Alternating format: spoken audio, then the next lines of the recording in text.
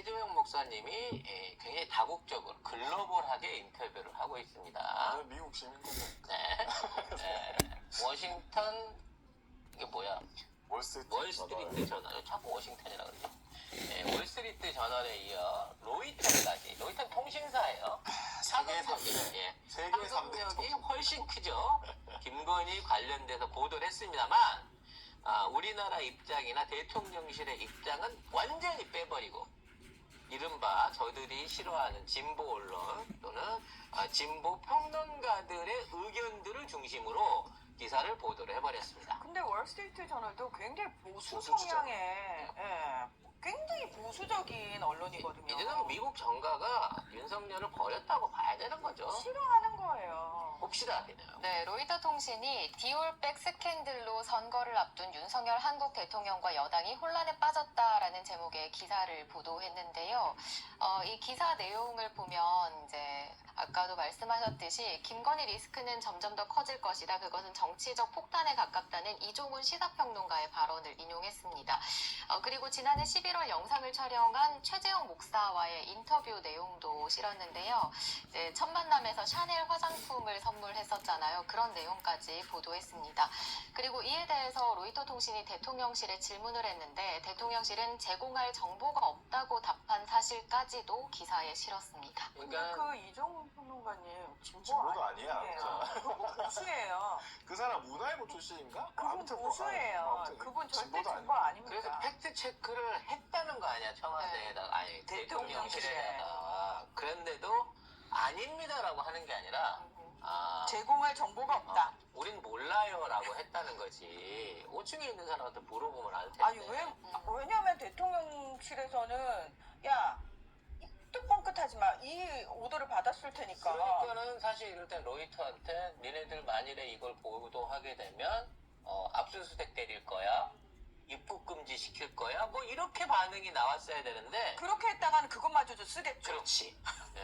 결국은 할 말이 없다라고 얘기를 한 거예요. 그래서 할 말이 없다고 하니 그냥 임 목사님 인터뷰에 실었습니다. 이게 제일 웃겨요.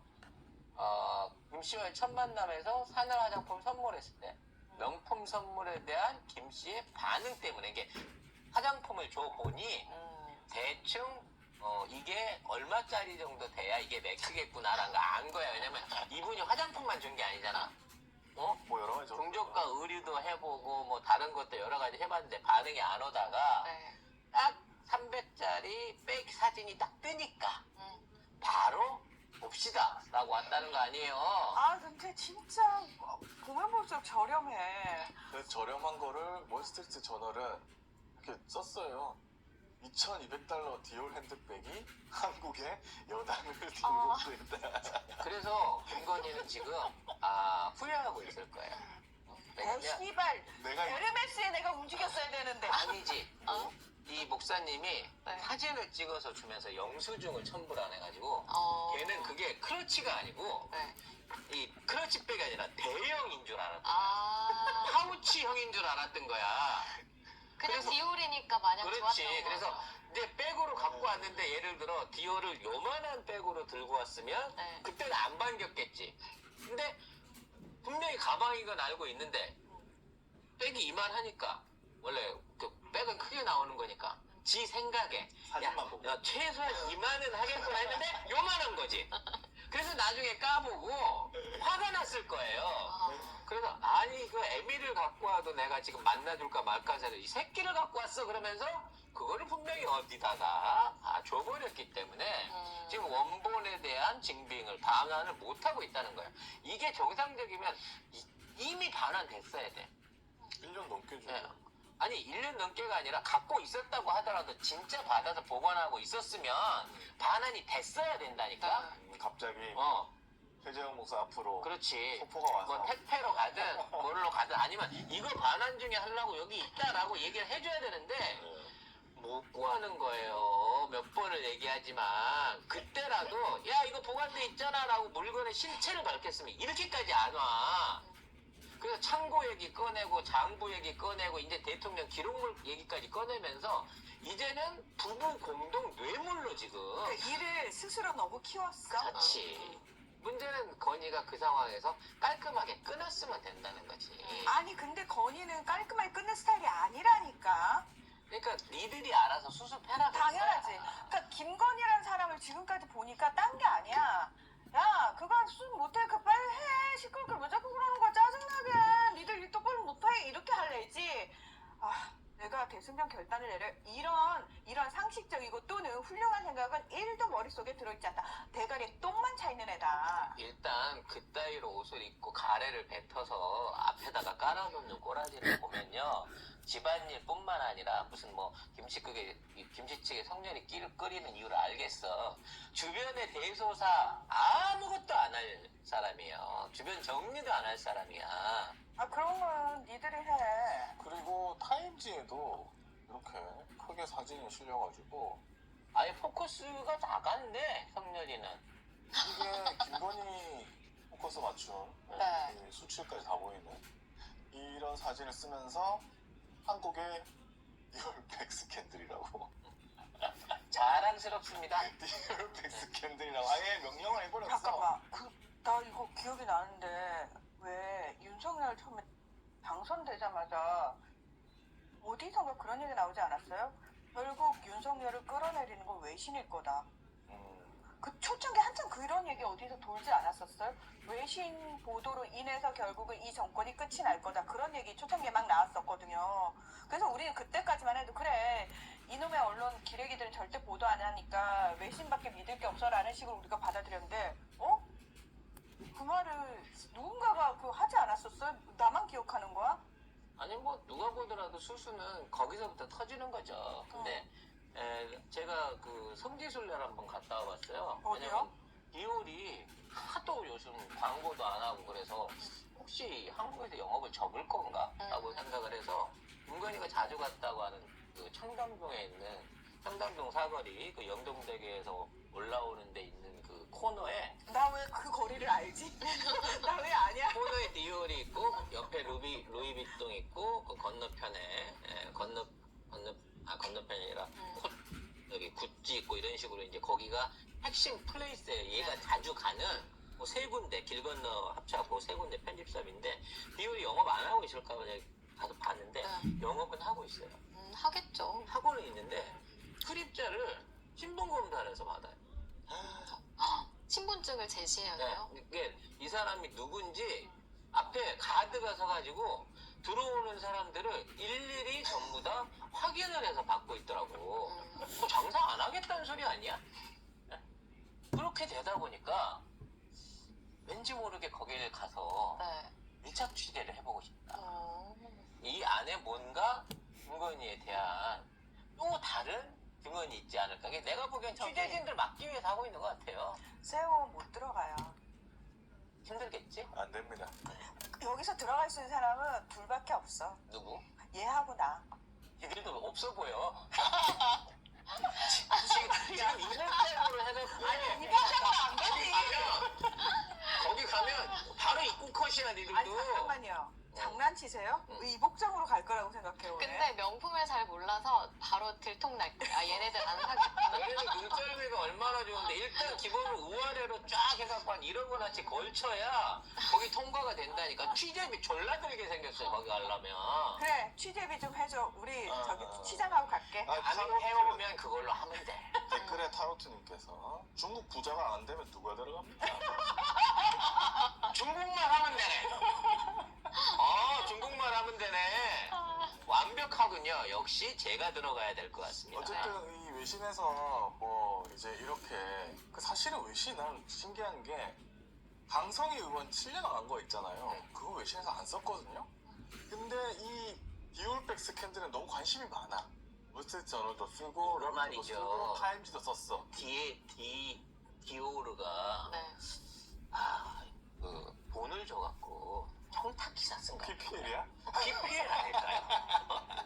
한국에서 디올의 위상이 국보급이다. 우리 갤러리아 디올 매장은 국립박물관보다 더 소중한 존재다. 요런 개념으로다가 대통령 기록물 급이다. 대통령 기록물을 잔뜩 보관하고 있다.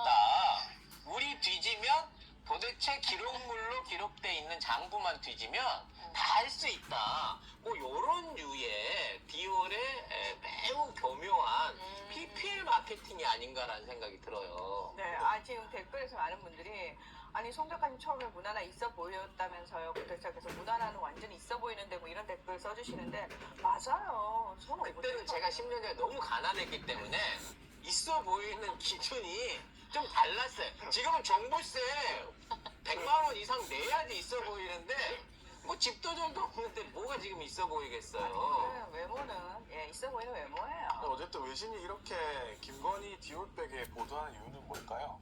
국제정 재판관까지 다른 건 안 아니 하는데. 윤석열이라는 사람은 어떤 사람인지 이미 국제사회에 소문이 났어요. 그래서 윤석열이 관련해가지고 어떤 일이 벌어져도 외신에서는 그냥 윤석열이 윤석열 했구나. 별로 이슈가 주목되지 않는단 말이에요. 그런데 김건희는 사실 처음부터 외신이 주목했던 부분이 뭐냐면 김건희예요. 왜냐하면 영부인으로서 이런 수많은 의혹을 달고 있는 사람이 나왔다는 것 자체가 대한민국의 영부인으로서 많은 그 국제 사회에서는 충격이었단 말이죠. 근데 이 사람 보세요. 윤석열하고 김건희가 같이 외국 순방을 나가도 기사에서는 김건희가 이런 범죄 의혹을 받고 있다. 계속 그 얘기가 계속 나오잖아요. 이번 기사들도 뭐 마르 앙투아네트 뭐 비유도 소개를 했지만 그 전에 뭐 학력 위조. 네, 맞아요. 항상 그 얘기가 나온단 말이에요. 계속 왜? 붙어 있어 그 기사. 왜냐하면 대한민국의 영부인으로서 처음부터 문제였던 사람이 역시나 문제를 일으켰는데 예상했던 대로 또 다른 문제를 또 일으켰구나 하는 차원이에요. 그리고 진짜 윤석열 기사를 터뜨리는 것과 김건희 기사를 터뜨리는 것 사이에 파장이 상상을 초월한다는 거예요. 윤석열은 원래 모질이라는 게 소문이 났기 때문에 윤석열이 무슨 짓을 해도 그냥 그랬나 보다가 되지만 김건희는 역시나 이 영부인은 처음부터 말이 많은 문제가 있는 영부인이었는데 그게 또다시 증명되는 사건이 벌어졌어. 왜? 우리 기억 속에 여러분도 필리핀 마르크스 독재자가 기억이 나세요? 아니면 그의 부인이 이멜다 명품 구두 3,000켤레가 먼저 기억이 남으세요? 이멜다의 구두가 훨씬 강렬하다는 거예요. 김건희의 디올은 이멜다의 구두만큼이나 그냥 세계 역사에 그냥 정치 역사에 계속 남을 겁니다. 이멜다는 신발이 2,000컬러였지만 김건희는 명품이 2,000개 이상일 수 있습니다. 그 점을 생각하셔야 되고요. 가장 이런 거죠. 한동훈을 보내기 위해서 카톡을 까면 되고 김건희를 보내기 위해서는 저길 까야 되는데 창고를 아니지 창고가 아니라 그냥 주가 조작을 까면 되는데 여기에서 미국이 윤석열과 한동훈을 동시에 보내버릴 수 있는 또 하나의 카드를 갖고 있다는 점을 잊으면 안 됩니다. 용산에서 도청한 거.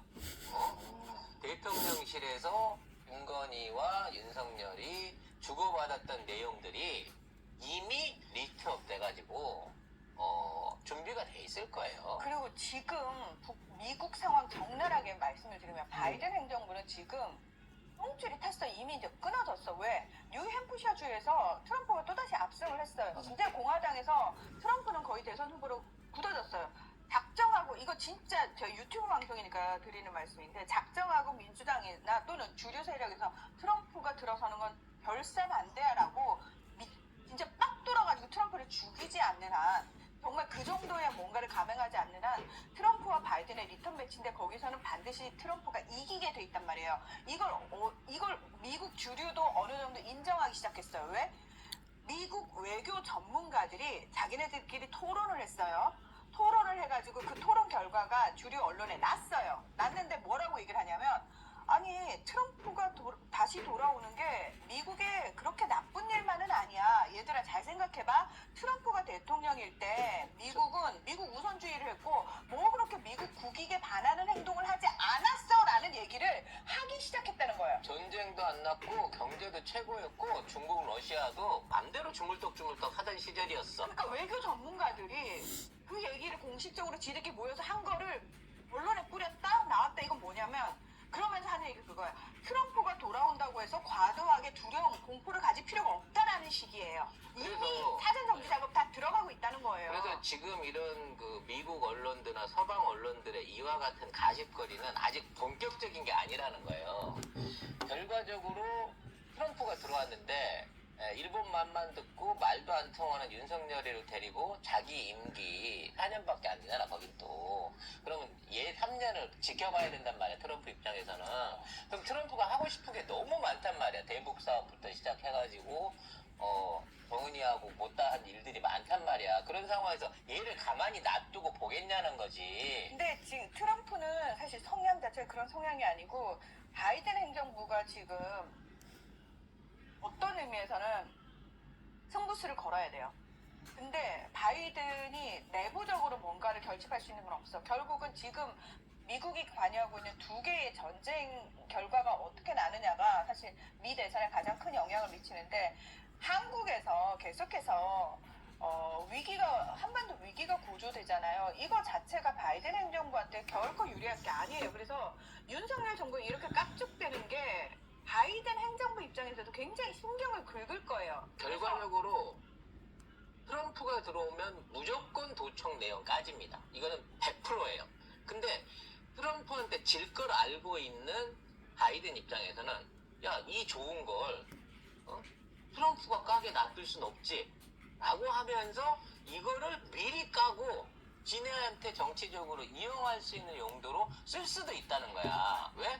임기 막판이라도, 이게 앞으로 한 4, 5개월 남은 임기 막판이라도 한국에서 뭔가를 뭐 대단한 양보나 아니면 뭐 우크라이나 지원이나 뭐 대만 문제에 있어서의 한국의 입장이라든지 여러모로 뽑아 먹을 게 많기 때문에 이 카드를 트럼프한테 고스란히 넘겨주느니 내가 한번 이걸로 윤석열을 흔들어 봐야 되겠다는 차원에서 예고편을 뿌리고 있는 게 아닌가라는 생각도 해볼 수 있다는 거예요. 일단 바이든 행정부는 공식적으로 백악관 측에서 우크라이나 지원 못한다라고 얘기를 했고요. 그쪽은 이제 마무리하려고 그러고 이스라엘 같은 경우도 미국이 공식적으로 두 국가 해법 내놨어요. 유럽연합 차원에서도 가자지구 영구 휴전한 결의안이 유럽 의회에서 통과됐고요. 유럽 외교장관들 모여가지고 두 국가 해법만이 방법이야라고 미국에 힘을 실어줬어요. 이건 뭐냐면 이스라엘 압박하고 있는 거야.